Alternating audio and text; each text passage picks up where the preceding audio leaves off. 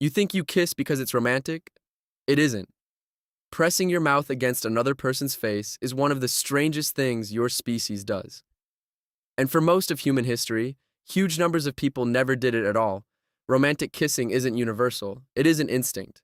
And the real reason we do it goes back millions of years to something that has almost nothing to do with love. Here's the fact that breaks most people's brains. In 2015, three anthropologists went looking for kissing in 168 cultures around the world. They expected to find it almost everywhere. Instead, romantic kissing showed up in fewer than half, just 46%. And in some of the rest, people didn't simply skip it. They found it revolting. When the Thonga people of southern Africa first watched Europeans kiss, they were disgusted. Why? They asked. Would you press your mouths together and swap each other's spit? Honestly, fair question. So if half the planet can live full, loving lives without ever locking lips, then kissing can't be some hardwired instinct we're born with. Which means the real story is stranger and much older than romance. Because kissing isn't even uniquely human. Watch a group of bonobos, our closest living relatives, and you'll see them press their mouths together, tongues and all, in a way that looks unmistakably familiar.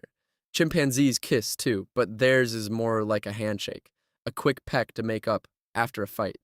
That means the raw act of pressing lips together isn't something we invented. We inherited it.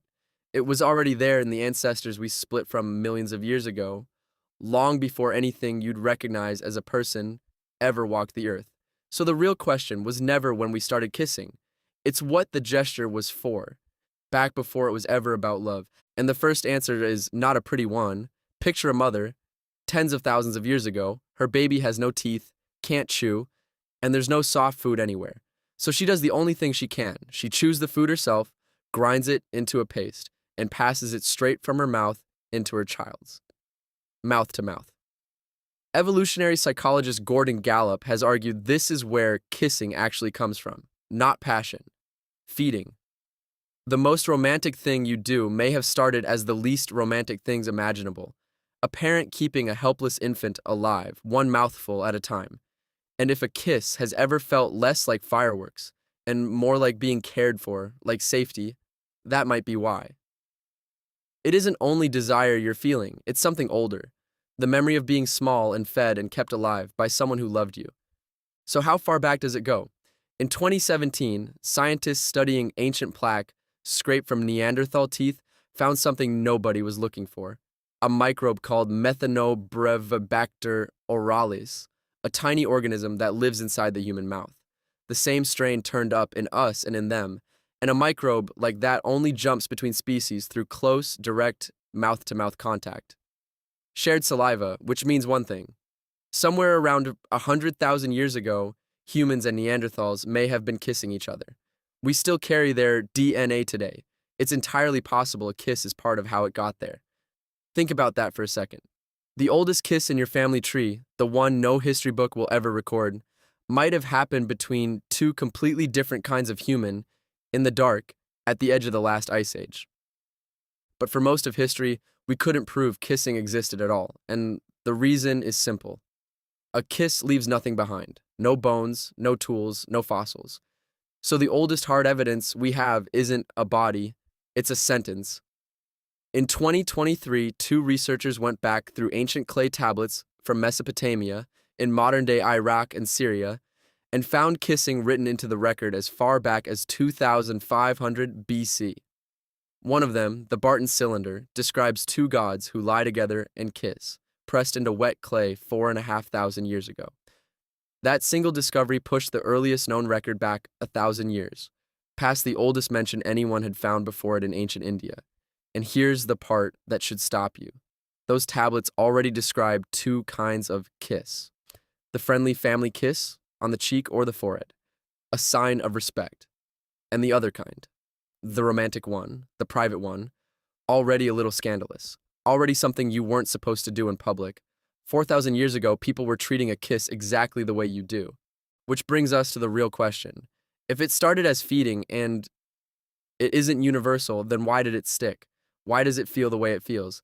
The answer is that a kiss is one of the most sophisticated information gathering tools your body owns. Your lips and the skin around them are crammed with nerve endings.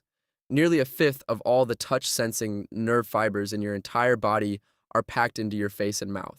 So when you kiss someone, you're not just feeling it, you're reading them, their taste, their scent, the warmth of their skin, the chemistry of their saliva, all of it pouring in at once. And hidden in that flood is real biological data. Your scent carries a report on your immune system, a cluster of genes called the MHC. And here's the strange part. People are often pulled toward partners whose immune genes are the opposite of their own. Why? Because mixing two different immune systems builds a child with stronger defenses than either parent alone. Your body knows this.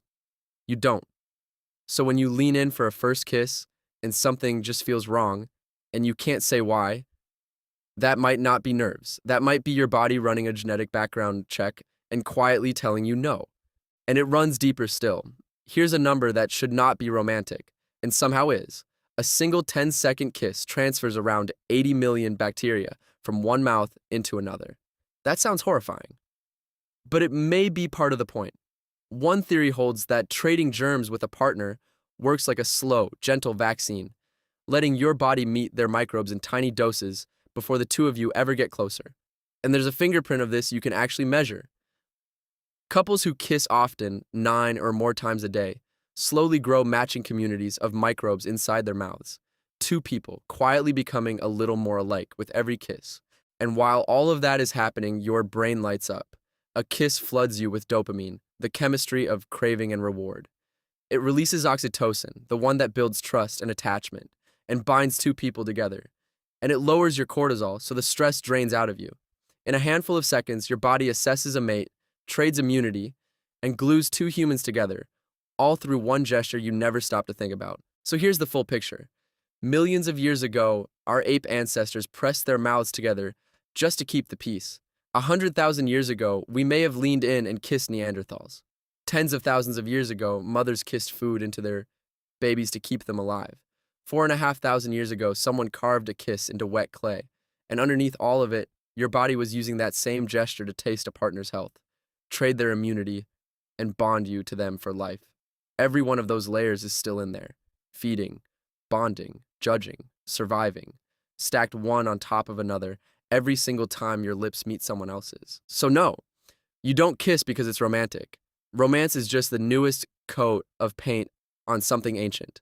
The next time you lean in and close your eyes, remember what you're actually doing. You're performing a gesture older than your language, older than your species, older than love itself. Half the world figured out how to live without it, but you didn't. And underneath the feeling, some quiet, ancient part of your body is doing exactly what it was built to do all along, reaching for another person and deciding to stay. So here's a question worth sitting with. If half the world never needed the kiss, what does it say that you do? Tell me in the comments. And if you like pulling ordinary things apart to find out how old they really are, subscribe. That's the whole reason this channel exists. All the research behind this one is linked down in the description. Thanks for watching.